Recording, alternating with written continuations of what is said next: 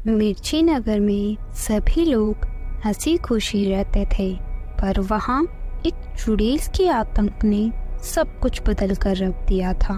एक रात उस गांव में सभी लोग सो रहे होते हैं तो अचानक सुरेश के घर पर गेट बजाने की आवाज आती है।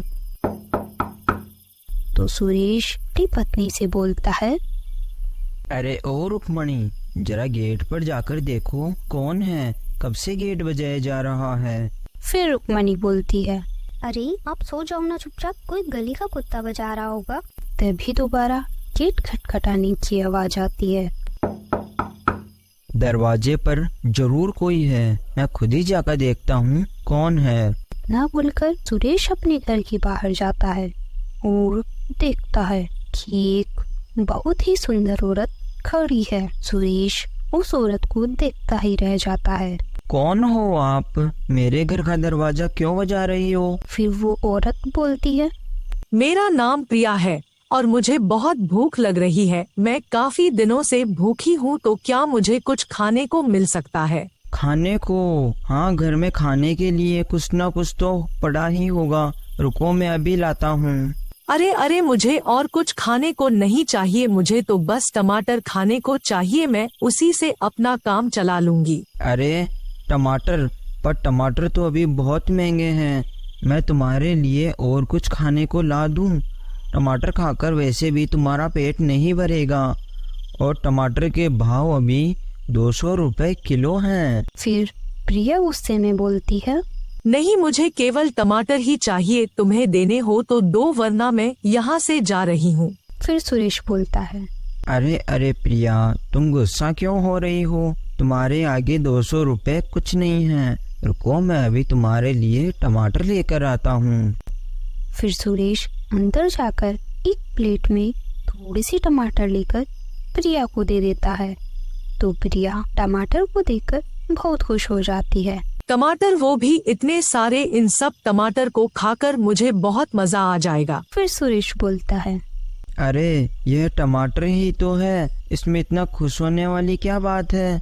लेकिन तुमने ये नहीं बताया कि तुम आई कहाँ से हो। पहले आप मेरे लिए बस एक टमाटर और लेकर आओ, फिर मैं आपसे बहुत सारी बातें करूंगी और सब बताऊंगी कि मैं आई कहाँ से हूँ। फिर सुरेश एक टमाटर और लेकर बाहर आता है, पर प्रिया वहाँ से जा चुकी थी। यार, यह औरत थी कौन? मुझे बिना कुछ बताए ही चली गई यहाँ से।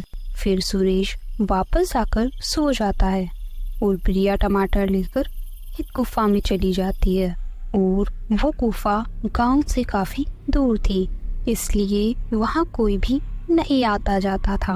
और देखते ही देखते प्रिया खूबसूरत औरत से खतरनाक चुड़ैल में बदल जाती है और एक राक्षस से बोलती है, यह लो मालिक, मैं आपके लिए इतने सारे टमाटर ले आई हूँ, और मालिक आपको पता है अभी टमाटर की रेट 200 रुपए चल रही है, लेकिन फिर भी मैं आपके लिए टमाटर ले आई। अब आप जल्दी से टमाटर खाकर मुझे और शक्तियाँ दो। फिर वो राक्षस बोलता है, अरे वाह चुड़ैल, आज तो तूने मेरा दिल ही जीत लिया। तू बस रोज मेरे लिए इसी तरह टमाटर लेकर आया कर, और इसके बदले में तुझे मैं वो शक्तियाँ दूंगा जो कि किसी के पास नहीं होगी, और तू इस दुनिया पर राज करेगी। इतना बोलकर वह राक्षस टमाटर खा लेता है और फिर चुड़ैल को शक्तियाँ देता है। फिर सुबह हो जाती है और सुरेश अपनी पत्नी रुक्मणी को रात में हुआ जो उसके बारे में बताता है। तो रुक्मणी गुस्से में बोलती है, हाँ, आपको तो बस दूसरी औरतों से बात करने का मौका चाहिए और उससे बात करे जो करे, लेकिन आप यह बताओ, इतने महंगे टमाटर उसे देने की क्या जरूरत थी? पता भी है टमाटर कितने महंगे हो रहे हैं। लोग तो टमाटर बेचकर बहुत अमीर बन रहे हैं, और आप हो कि टमाटर दान में दे रहे हो। सुधर जाओ, सुधर, वरना अच्छा नहीं होगा आपके लिए। फिर सुरेश बोलता है, अरे मेरी प्यारी भाग्यवान, तुम इतना गुस्सा क्यों हो रही हो? थोड़ा शांत रहो यार, शांत हो जाओ। मुझे मक्खन लगाने की कोशिश मत करो। अगर दोबारा किसी औरत को टमाटर देने की कोशिश की तो मुझसे बुरा कोई नहीं होगा। अच्छा ठीक है ना यार, अब मैं दरवाजा ही नहीं खोलूंगा, चाहे कोई भी आए। फिर रात होते ही चुड़ैल अपनी गुफा से बाहर निकलती है और फिर बोलती है, आज वापस उस पागल के ही घर जाऊंगी, उसे मेरी बातों में फंसा लूंगी और उससे टमाटर ले आऊंगी। इतना बोलकर चुड़ैल सुरेश के घर के बाहर जाकर दरवाजा बजाने लगती है।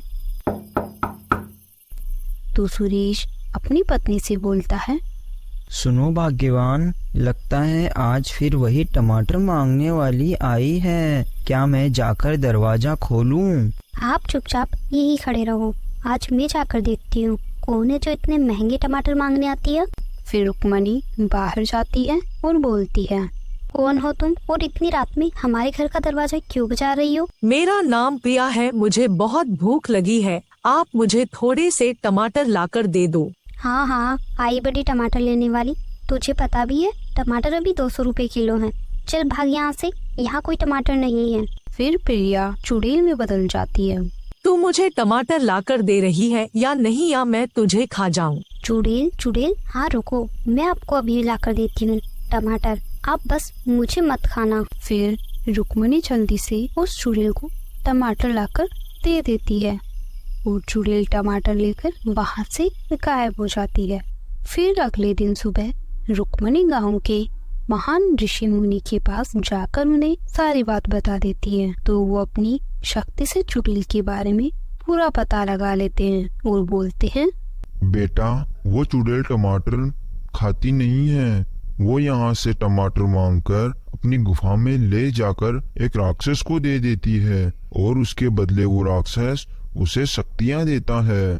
महामुनि, आप ही बताएं इस चुड़ैल से कैसे छुटकारा पाया जाए, क्योंकि आपको पता है ना, बाजार में टमाटर 200 रुपए किलो हैं और रोज ऐसे उस चुड़ैल को टमाटर लाकर देते रहे तो हम एक दिन रोड पर आ जाएंगे।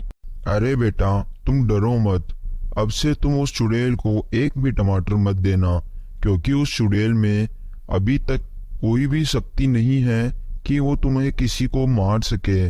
वो केवल तुम्हें डरा सकती है और कुछ नहीं कर सकती वो तुम्हारा।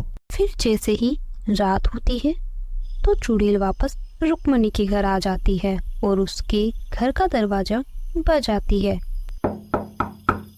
तो रुक्मणी बाहर जाती है और बोलती है, अरे वो चुड़ैल की बच्ची, मुझे सब पता लग चुका है, तेरे अंदर अभी कोई शक्ति नहीं है, तू यहाँ से जा रही है या मैं अंदर जाकर डंडा लेकर आऊं?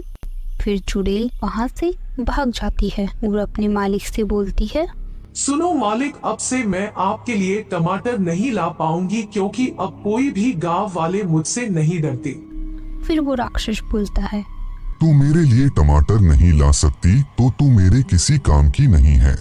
ना बोलकर वो राक्षस अपनी शक्ति से उस चुड़ैल को मार देता है। वो राक्षस टमाटर न मिलने की वजह से कुछ ही दिनों में वो राक्षस भी मर जाता है। Thanks for watching.